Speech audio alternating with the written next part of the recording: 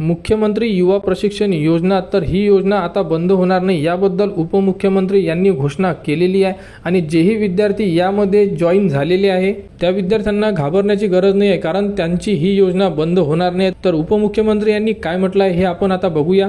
योजना ज्या आहेत, माझ्या लाडक्या बहिणींची योजना, लाडक्या भावाची योजना, लाडका शेतकरी योजना, लाडके आपले ज्येष्ठ लोक त्यांची योजना, मुख्यमंत्री तीर्थदर्शन योजना, या सगळ्या योजना चालू राहणार, एकही योजना बंद होणार नाही। तर अशा प्रकारे उपमुख्यमंत्री यांनी घोषणा केली आहे। तर जेही विद्यार्थी युवा प्रशिक्षण योजनेमध्ये सध्या कार्यरत आहे तर त्यांची योजना बंद होणार नाही आहे आणि त्यांचा जो टाइम पिरियड आहे हा सुद्धा वाढवून देण्यात येणार आहे, अशाबद्दल सुद्धा अधिवेशनमध्ये घोषणा झालेल्या आहे। तर याबद्दलचा जो प्रॉपर GR आहे तो GR अजूनपर्यंत उपलब्ध झालेला नाही आहे। GR उपलब्ध झाल्यानंतर त्याबद्दलची संपूर्ण अपडेट तुम्हाला आपल्या YouTube चॅनलवर उपलब्ध करून देण्यात येणार आहे। त्यासाठी आपल्या चॅनलला सबस्क्राइब करा व हा व्हिडिओ इतरांपर्यंत शेअर करा।